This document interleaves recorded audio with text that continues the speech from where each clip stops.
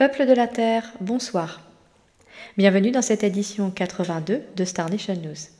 La semaine dernière, édition 81, nous avons eu une magnifique transmission d'un envoyé de la Terre intérieure, Archelios, qui parlait du changement de la Terre et comment cela impacte les starseeds. Et il a dit ceci depuis longtemps. Cette semaine, voyons ce que d'autres personnes, d'autres nations, disent.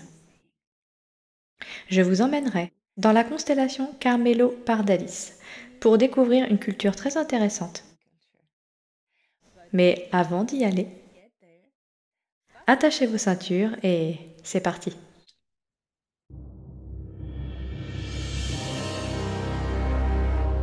Fédération galactique des mondes.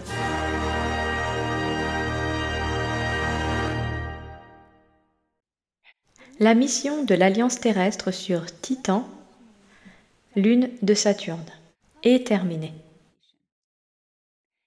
Cette mission, commencée il y a 2 ans, visait à étudier les cités anciennes des architectes dans la haute atmosphère de Saturne. En effet, depuis Ea, prince Ea ou Enki, comme nous le connaissons mieux sur Terre, s'est retiré au nom de l'empire de son père Anu, de l'engagement avec le système stellaire. Depuis que Ea a rendu les clés du système stellaire, en particulier Saturne, à l'Alliance terrestre, de nombreuses missions scientifiques de l'Alliance terrestre ont eu lieu pour explorer Saturne. Avant, nous ne pouvions pas nous approcher. Même la Fédération galactique des mondes ne pouvait pas approcher l'anneau intérieur de Saturne, parce que Saturne était entre les mains de Marduk.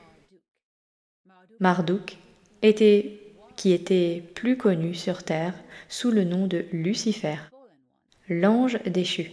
Signifie que Marduk était auparavant un être très lumineux et magnifique, fils aîné d'Ea, qui a été damné et transformé en arme par Enlil contre son père. Une histoire très tragique, dans laquelle nous n'entrerons pas dans les détails ici. Mais suivez mon webinaire sur Lucifer, sur Crowdcast. Trouvez le lien ci-dessous et vous saurez tout sur Lucifer. Saturne est maintenant entre les mains de la civilisation majeure, locale et originelle de Sol, les Terriens.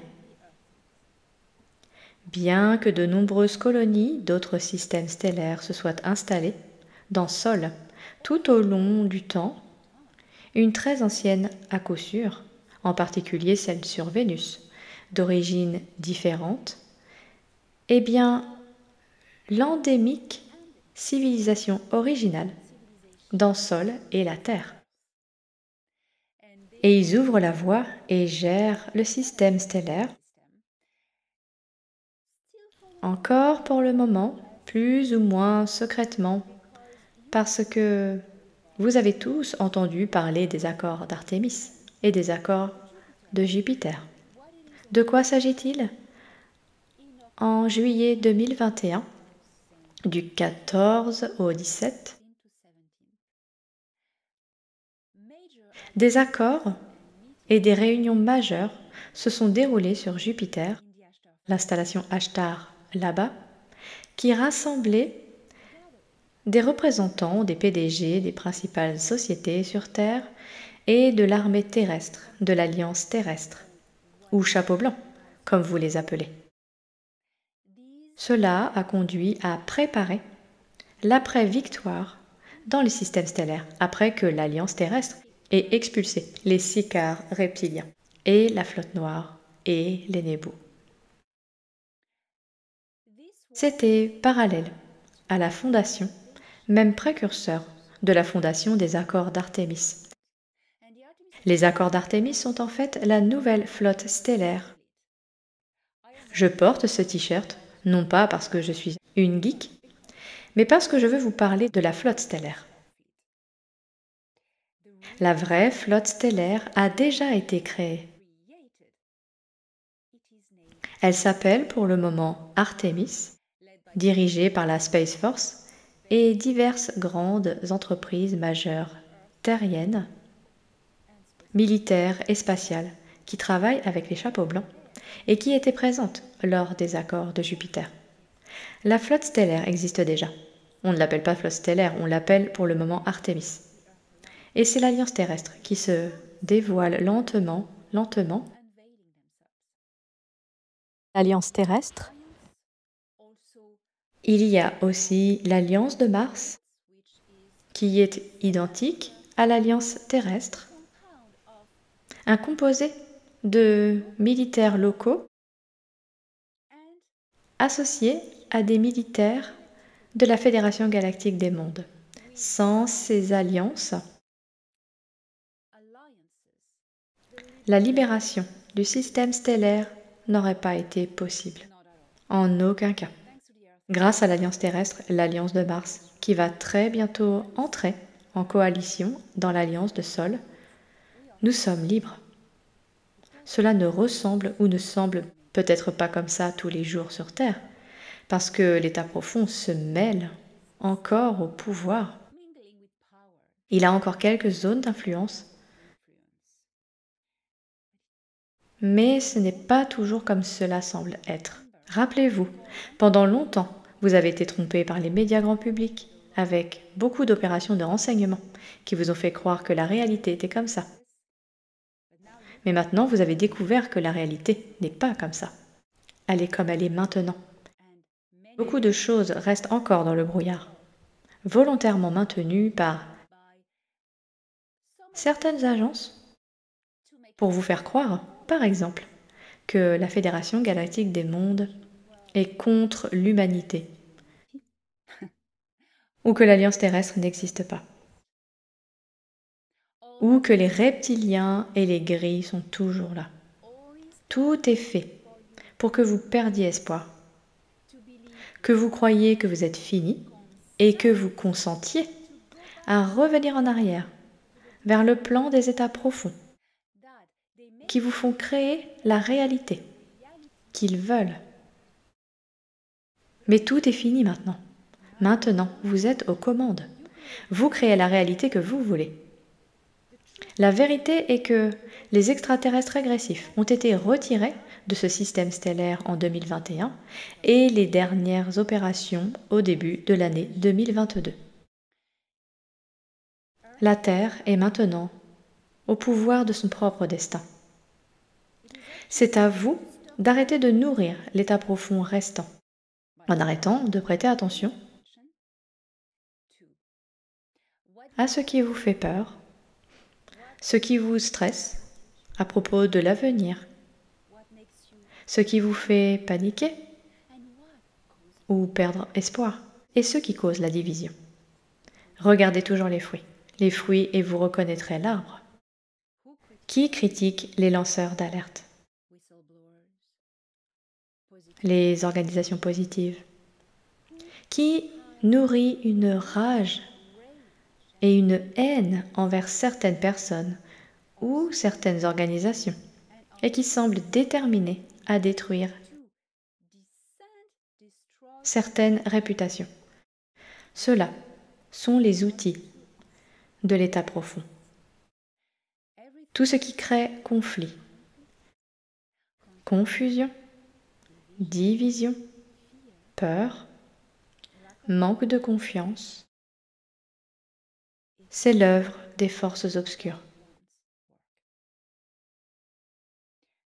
Maintenant, vous avez le pouvoir de vous concentrer sur ce que vous voulez créer, la réalité que vous voulez.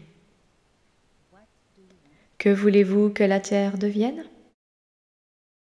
C'est entre vos mains, et plus particulièrement entre celles de vos enfants. À vous de les guider dans la bonne direction. C'est comme un arc et une flèche. Vos enfants sont des flèches, et c'est à vous de pointer l'arc, la flèche dans la bonne direction. L'Alliance terrestre est une coopération entre la Fédération galactique des mondes et en premier, la marine américaine après le début des années 1950, où des accords ont été conclus avec Eisenhower pour construire une force de défense contre les Nébous, car les Nébous arrivaient. C'est désormais du passé. Les Nébous ne sont plus là et on va arrêter de parler d'eux. Cette vibration, cette fréquence n'existe plus. Place au nouveau.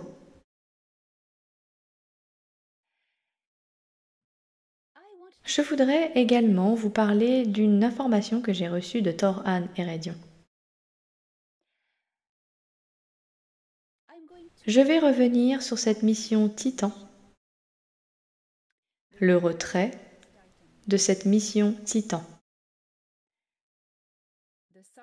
Les scientifiques, ingénieurs et exoarchéologues ont maintenant terminé leur échantillonnage et étude de ces anciennes cités sur Saturne, qui ont été construites il y a très longtemps par ceux que nous appelons les architectes.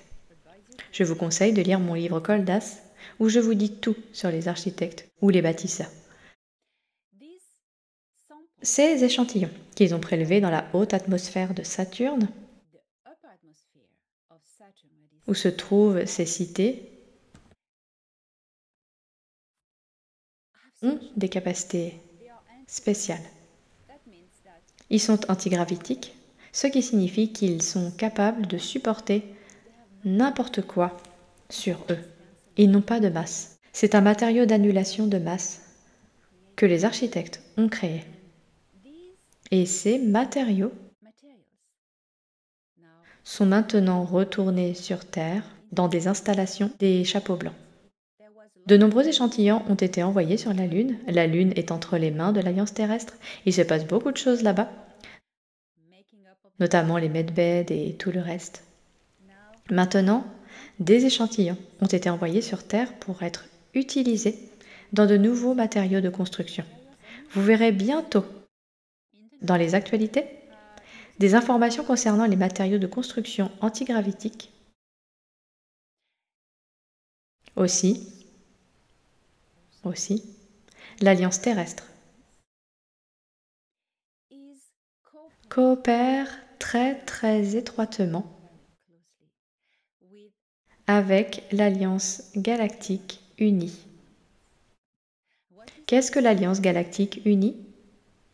C'est le regroupement de toutes les plus grandes organisations de la galaxie Nataru. La Fédération galactique des mondes, l'Empire Anar, le Conseil d'Anlilam, le Conseil d'Andromède, etc. L'Alliance terrestre a toujours collaboré depuis le départ avec le commandement galactique Ashtar, qui est une organisation mercenaire et militaire travaillant pour différentes organisations de l'Alliance, notamment la Fédération galactique des mondes. Le lancement de la NASA en octobre 2024, le 14 octobre pour être précise. La mission Europa Clipper de la NASA, qui est censée arriver sur la Lune Europa en 2030. Maintenant, sur la Lune Europa, il y a des colonies de gens, et ces gens qui viennent de différents systèmes stellaires, même d'autres galaxies, se préparent à accueillir la mission Clipper à leur manière. Les Elartiens de la galaxie 7319 ont une grande colonie là-bas. Les Elartiens sont des gens qui, avec une génétique semblable à celle des oiseaux en eux. Ils ont des plumes, ce sont des humanoïdes avec des ailes. Les Elartiens sont très beaux. Ils ont une colonie sur Europa.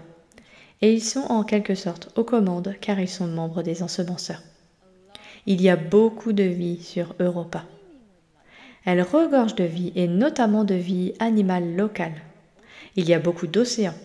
Et dans ces océans, il y a des villes qui ont été construites par les colonies, mais aussi beaucoup de vie marine, un peu comme sur Neptune. Si vous lisez mon livre intitulé Koldas, vous saurez ce que je veux dire. Donc, cette mission est censée arriver et prévue pour arriver en 2030, juste après ou entre le premier contact aura eu lieu, le contact civil sur Terre, qui soit, dit en passant, n'est pas retardé ou modifié. Quand la mission Clipper arrivera sur Europa en 2030, ce qui n'est pas quelque chose que la Confédération intergalactique a finalement décidé d'avorter, quand elle arrivera, ce sera l'occasion, comme cela a été discuté, de révéler la vie sur d'autres planètes. En même temps, le premier contact, le contact civil, aura lieu sur Terre, si le plan se déroule bien. Vous savez, l'état profond riposte toujours pour repousser la date. Donc il n'y a pas de date pour le premier contact. C'est la façon dont l'humanité va gérer l'état profond. Souvenez-vous de ce que Toran a dit.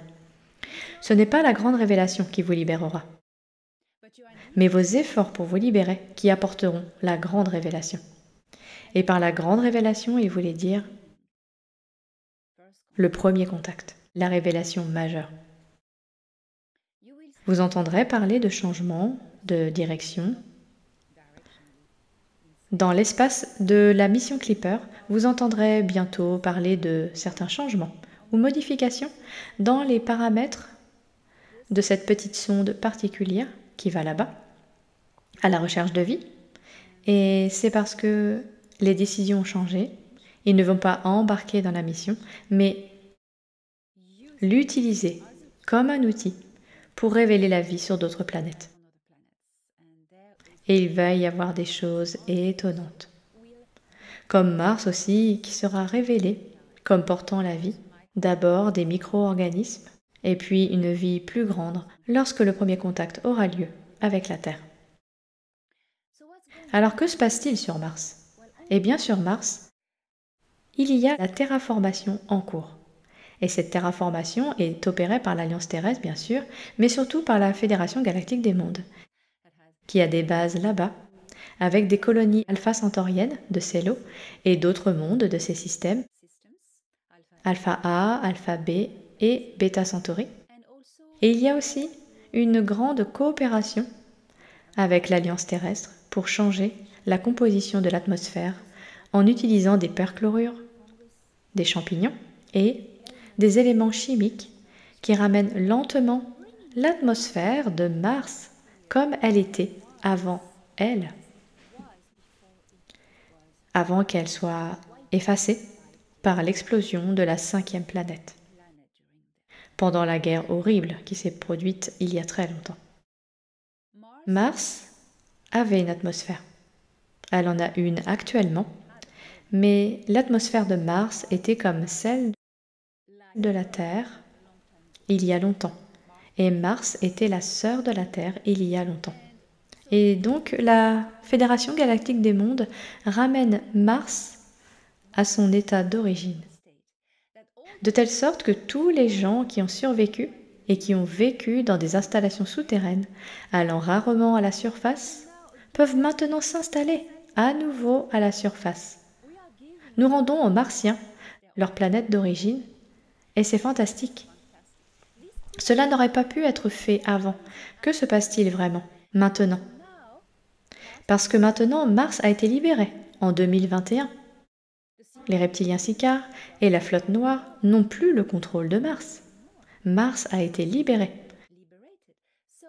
Donc vous savez, il est maintenant temps. Il est temps que nous aidions ces gens à enfin récupérer leur planète. Et c'est une grande joie, parce que quand ce sera fait, ce sera le moment où Elon Musk annoncera que nous sommes en train de créer des colonies sur Mars. Mais en fait, les colonies sont déjà là. Vous n'avez aucune idée de ce qui se passe sur Mars, n'est-ce pas? Avez-vous un miroir qui, vous savez, regarde ce qui se passe à la surface de Mars? Vous n'avez aucune idée que ce que dont les photos de la NASA vous nourrissent. Sinon, vous n'avez aucune idée. Aucune idée. Vous pourriez regarder une zone désertique sur Mars, mais il y a tellement plus, tellement plus. Et en parlant de la NASA, la plupart des organisations, comme Toran vous l'a dit, il y a 1 an ou 2, sont infiltrées par des chapeaux blancs, par des soldats sur le terrain. Et cela change, cela change. C'est ainsi que la Fédération a réussi à changer les choses, en infiltrant les organisations obscures de l'intérieur pour les changer au sommet. Et quand le moment arrive, poum, ils ne sont plus une menace. Donc c'est ce qui se passe dans notre système stellaire en ce moment. Et vous allez demander, à propos de l'Alliance terrestre, que font-ils sur la Lune avec les medbeds?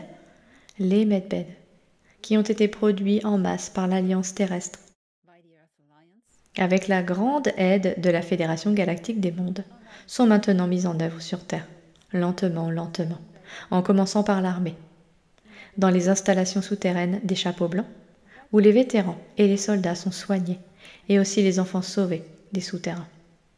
Et puis quand cela sera rendu public, eh bien, ce sera accessible à tous. Mais nous ne les déploierons pas publiquement tant que l'État profond va essayer de les détruire. Avorter l'opération. En parlant d'avorter l'opération, l'État profond essaye en ce moment d'avorter le premier contact civil, vous savez, en faisant croire aux gens que la Fédération galactique des mondes, qui fera le premier contact civil, physique avec la population, est une organisation maléfique, qui a trahi l'humanité, qui a conclu un accord avec la Cabale Noire, etc. C'est tout. Comme vous pouvez le voir, les programmations de contre-espionnage provenant probablement des personnes qui ont été programmées dans leur jeunesse par MKUltra ou enlevées par des gris et programmées également. Toutes ces personnes qui ont été programmées sont maintenant en train de s'activer. Parce que le premier contact arrive et ils vont vous dire que ce n'est pas le cas et que la Fédération Galactique des Mondes est l'ennemi. Et vous savez que c'est ce qui est fait spécialement pour contrer le premier contact. Qui, lorsque le premier contact aura eu lieu, vous ne vouliez pas d'amitié avec la Fédération et que vous ne leur tournez le dos. C'est pour ça que cela est fait. Il y a eu tellement d'opérations en cours comme celle-ci. Je me souviens que la première qui est arrivée il y a longtemps était un groupe de YouTubers obtenant des contacts via le serveur Discord, disons le serveur Discord de la CIA. Ils recevaient des informations d'extraterrestres réels, mais du mauvais côté, du système stellaire Alcyone, qui travaillait en étroite collaboration avec la flotte noire. Et la flotte noire alliée à ces Nordiques d'Alcyone. Il est bien connu dans le domaine de la divulgation que ces Nordiques n'étaient pas bons. Il est difficile de distinguer les différentes races d'êtres nordiques, extraterrestres caucasiens, car c'est comme sur Terre. Pour les humains, certains œuvrent pour le bien, d'autres pour le mal, et ce n'est pas parce que vous ressemblez à cela que vous êtes bon ou mauvais. Nous devons nous débarrasser de ces clichés de notre tête. Nous combattons cela depuis des centaines d'années sur Terre. Le physique ne traduit pas l'intention. D'accord? Et la fréquence, d'un autre côté, ne ment pas. Ressentez la fréquence de la personne. N'écoutez pas les mots. Les mots peuvent mentir. La fréquence ne peut pas. Donc, les gens ont été préparés il y a longtemps, juste pour ce moment précis. On leur a donné de vraies informations par ces extraterrestres négatifs, des informations scientifiques, des fragments de la directive première, des éléments historiques ou des choses comme ça, pour gagner la confiance du public. Et lorsque le moment vient, soudainement, ils diffusent un faux récit sur la Fédération. Les gens les croiront. Vous savez, la directive première a été donnée à différentes personnes sur Terre. Tout le monde dans la galaxie connaît presque par cœur la directive première. C'est une base de communication, de contact, de commerce. Tout le monde la connaît. Tous ceux qui ont un vaisseau spatial ont la directive première intégrée dans les données du vaisseau spatial. Vous savez, tout le monde la sait. Tout le monde le sait et il y a beaucoup de contactés qui ont entendu parler de la directive première depuis longtemps. Depuis longtemps. Parce que comme la première chose dont l'organisation E.T. va vous parler est la directive première, vous savez. Et la directive première a été vraiment divulguée pour la première fois à Gene Roddenberry. Oui, mesdames et messieurs, Gene Roddenberry a été ami avec Leslie Stevens Ford, qui était le fils d'un général de haut rang dans l'armée américaine, la marine américaine en fait, et en contact avec la Fédération Galactique des Mondes. Bien sûr, William Tompkins a témoigné de ses programmes de coopération avec la Fédération Galactique des Mondes pour construire la flotte Solar Warden, par exemple. Donc, ils savaient déjà tout sur la directive première et ils l'ont donné à Gene Roddenberry, qui l'a révélé dans Star Trek. Et il y a beaucoup de gens qui se sont inspirés de cette directive première parce que c'est le fondement de tout. C'est basé sur la loi cosmique de l'évolution. Les Anunnaki ou Anahim ont la leur. Cela s'appelle le Dayakura. Les interprétations peuvent varier, mais ce sont les mêmes règles. Les mêmes, les mêmes principes d'éthique qui respectent l'évolution. J'ai également donné la directive première récemment et c'était incroyable de la partager avec le monde. Lisez mon livre, nous serons toujours là. Vous avez le texte complet de la version de la Fédération. Je vous invite également à regarder Star Trek et à voir comment fonctionne la directive première. Maintenant, mesdames et messieurs, nous avons vraiment parlé de toutes ces choses incroyables qui se produisent dans notre système stellaire. Voyons maintenant ce que quelqu'un visitant notre système stellaire pourrait avoir à commenter.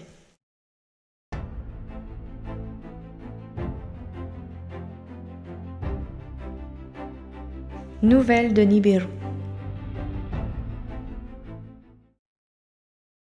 L'Empire Anar dans Nataru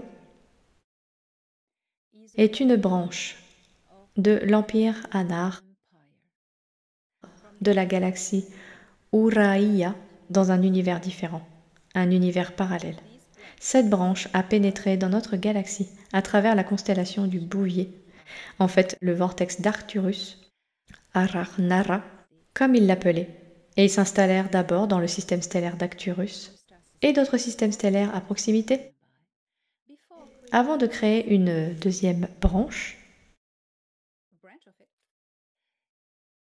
qui est entrée dans le système stellaire Sirius et qui est devenue la branche principale avec le temps.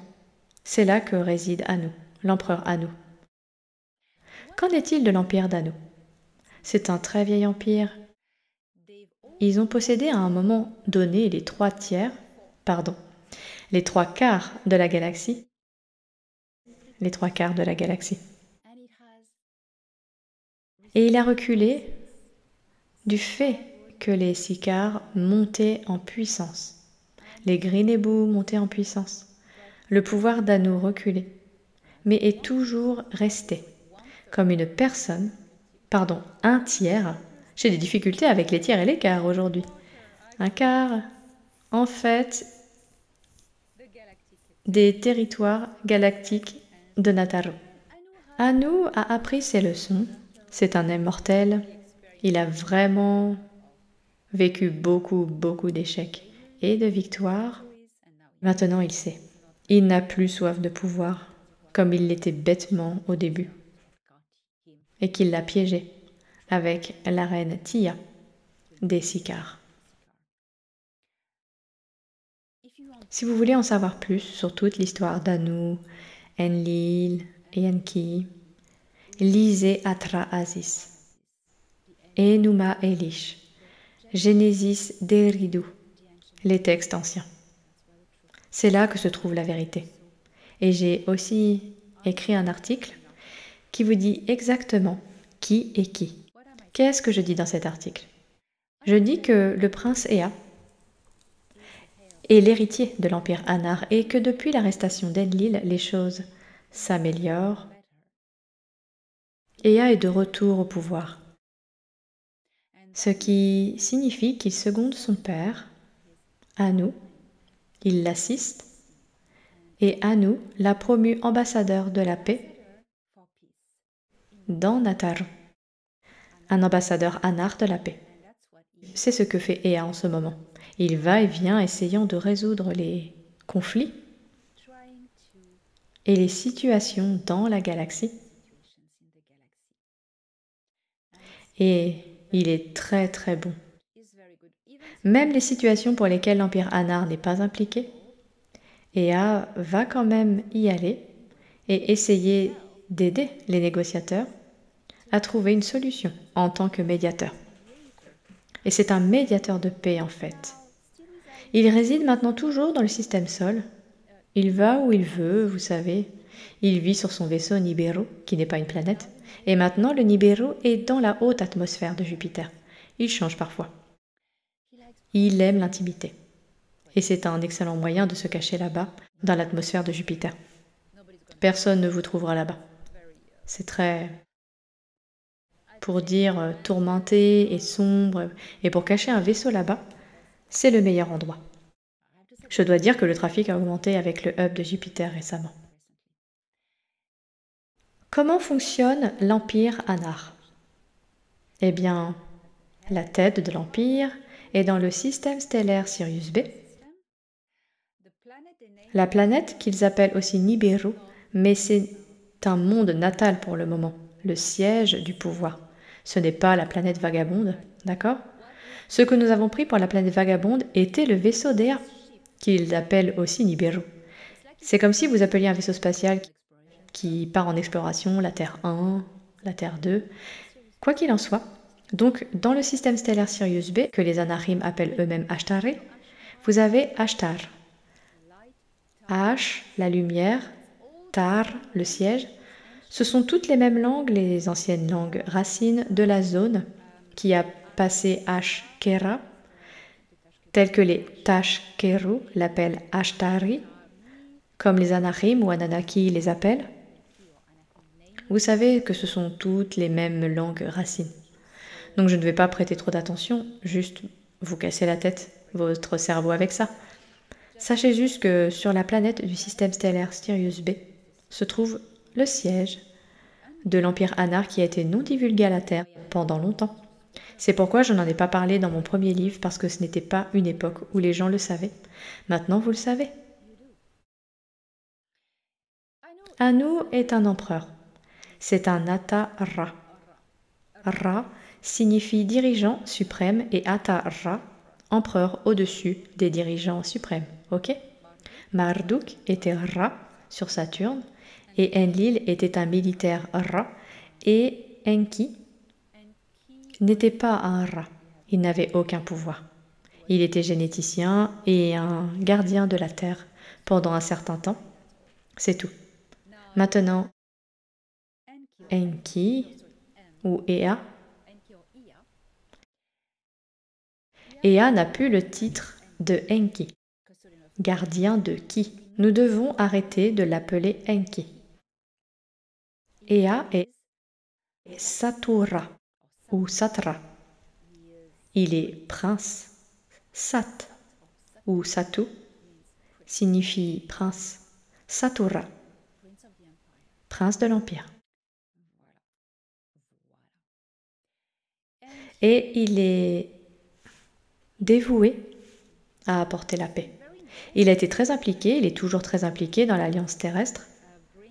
Il a apporté l'échantillon adamique original pour aider l'humanité à réparer tous les dégâts qui ont été faits avec le temps. Ces échantillons clés, cette clé génétique, est implémenté dans certains medbeds que vous pouvez demander si vous voulez l'essayer. Cela réparera les maladies génétiques, restaurera votre espérance de vie, mais vous n'aurez pas tout de suite 1000 ans. Vous aurez peut-être 100 ans de plus. Vous savez, au fil des générations, avec la reproduction génétique, avec vos enfants, les enfants vivront plus longtemps et leurs enfants vivront plus longtemps, etc. La durée de vie normale de l'humain est entre 600 à 1000 ans, années terrestres. Donc vous savez que c'est comme ça que vous étiez au début, avant que Enlil et son équipe de généticiens manipulent l'ADN humain, ce qu'Ea n'a jamais voulu faire. Ea les a activés. Il a conçu Adam et Ève, Adapa et Hawa. Mais c'est une autre histoire. Alors comment fonctionne l'Empire? Vous avez Lata Ra, qui est Anu, qui s'accroche au trône depuis longtemps. Je sais qu'Ea prendra le trône dans le futur, longtemps dans le futur, mais pour le moment, Anu est juste là. Il n'est plus intéressé par la conquête de territoire. Il s'intéresse juste à la paix. Il est vieux, il est sacrément vieux et plus sage. Et Ea l'influence beaucoup maintenant et c'est vraiment très bien. Vraiment bien, vraiment bien. Ça a été une famille très tourmentée. Donc il y a un ordre hiérarchique. Ea reçoit les ordres de son père, mais il en discute avec lui et Ea est tellement doué pour la négociation. Il est tellement intelligent. C'est son esprit. Je suis amoureuse de son esprit. C'est un esprit incroyable, vous savez. Et il a réussi à influencer Anu à prendre les bonnes décisions, la plupart du temps. Ce qui est fantastique. Je suis tellement fière de lui. Je suis tellement fière de lui. Vous savez, nous sommes meilleurs amis depuis longtemps. Les ordres d'Anu sont transmis directement aux différents domaines de l'Empire. Cet empire travaille encore sur le système de castes et de classes de population déterminées par la génétique. La lignée royale possède un sang particulier, le sang cuivré qui est bleu, et il existe différentes races. Les Anarim ne sont pas une race unique, mais c'est un mélange de races. C'est comme la Fédération galactique des mondes, la Confédération intergalactique, c'est un mélange de races. Parmi ces races, il existe différentes espèces. Les humains Anarim appartiennent à la classe des dirigeants. Et en dessous d'eux, vous avez les ministres ou les chefs de domaine. Et il n'y a pas de conseil. Ce qui est une chose très importante, vous entendrez parler du conseil de Nibiru, une invention du contre-espionnage placée dans la tête des peuples. Il n'y a pas de conseil de Nibiru, ni de conseil nibiruan. Ce n'est pas une chose. Les ordres d'Anu sont transmis directement aux ministres, qui gouvernent une zone, puis une autre zone, et une autre zone. Et Anu a un entourage de conseillers. Mais ces conseillers, comme Ishka l'a été pendant longtemps, vous apprendrez qui il parle de lui dans de nombreuses vidéos. Ces conseillers ne forment pas un conseil qui prend des décisions. Ils parlent simplement directement à Anu et le conseil. Donc, c'est quelque chose avec laquelle vous devez être au clair. Il y a beaucoup de désinformation dehors. Ea est là pour aider. Il n'est pas un sauveur, il ne va sauver personne. Son seul souhait est que vous découvriez comment vous pouvez vous sauver vous-même, à quel point vous êtes puissant. Son seul souhait est que vous éleviez l'humanité pour devenir qui vous êtes vraiment. Et cela a toujours été le plus grand rêve. Le plus grand rêve d'Ea. Sa plus grande aspiration est que les Tera'u, le peuple de Ki, les humains de Ki, embrassent enfin qui ils sont et surmontent des centaines de millénaires d'esclavage, des centaines de milliers, de millénaires d'esclavage. Voici donc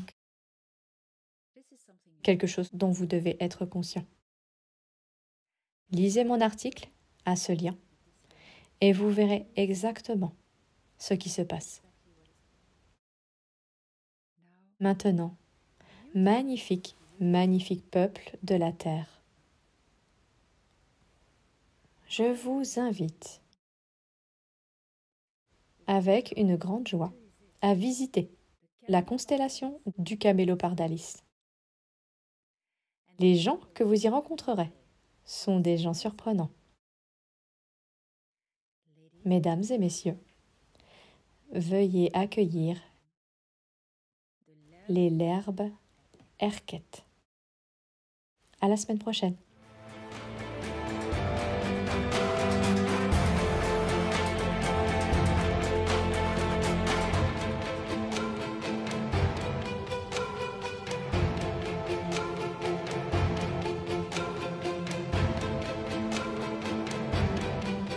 Rencontrez les nations stellaires.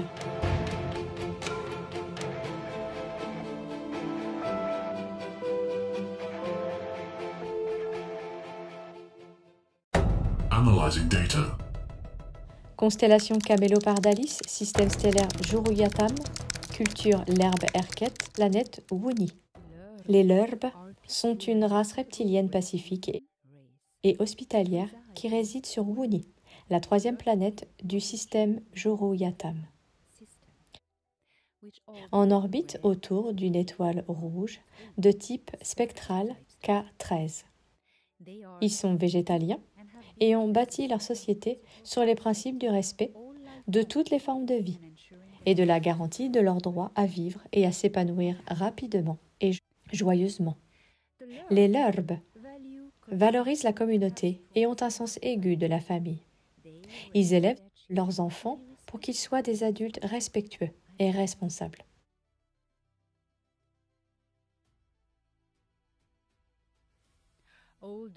Bien que les Lerbes possèdent une flotte spatiale et aient des centres administratifs qui sont parfois de grandes villes, ils privilégient la qualité des habitats organiques, naturels, en harmonie avec leur environnement.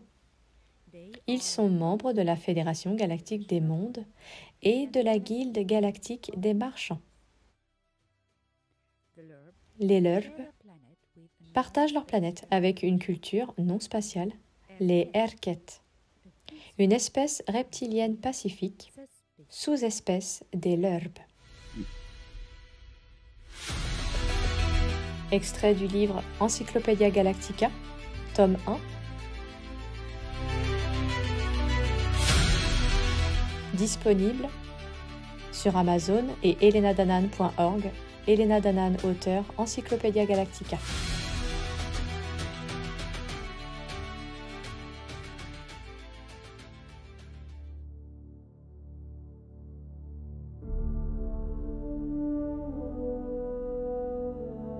Vous avez le droit de rire. Vous êtes autorisé à rire.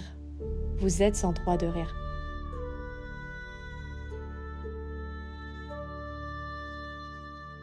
Cela secoue votre corps.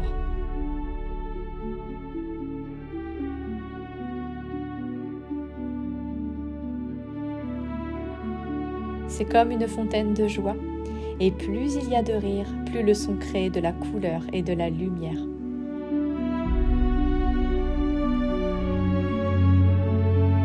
C'est maintenant une étincelle de lumière dorée, avec 1 million d'étoiles que chaque contraction rire génère. Chaque contraction du rire envoie une vague d'étoiles dorées scintillantes vers l'extérieur de haute fréquence. C'est une fréquence très élevée.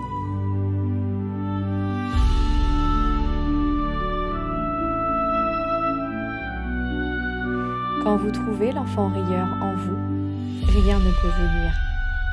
Rien ne peut vous blesser. Vous êtes invincible et tout ce que vous faites porte la force de vos possibilités maximales.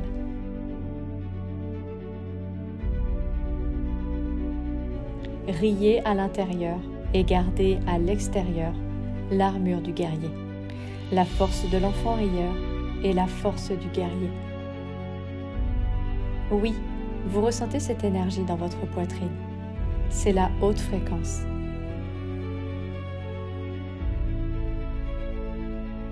C'est l'arme suprême. Et maintenant, vous êtes le phare des fréquences supérieures.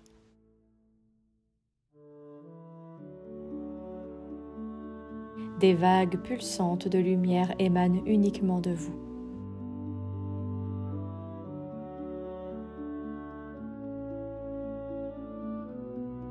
Vous êtes le générateur.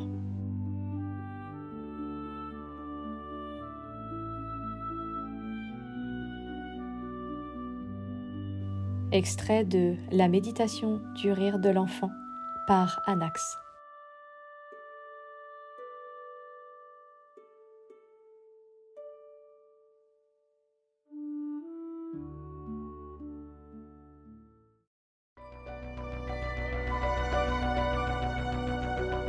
Les Starlish News vous sont présentés par Elena Danaan. Ne manquez pas les dernières nouvelles chaque lundi sur la chaîne officielle d'Elena Danaan. Vidéo réalisée par Steph Zak.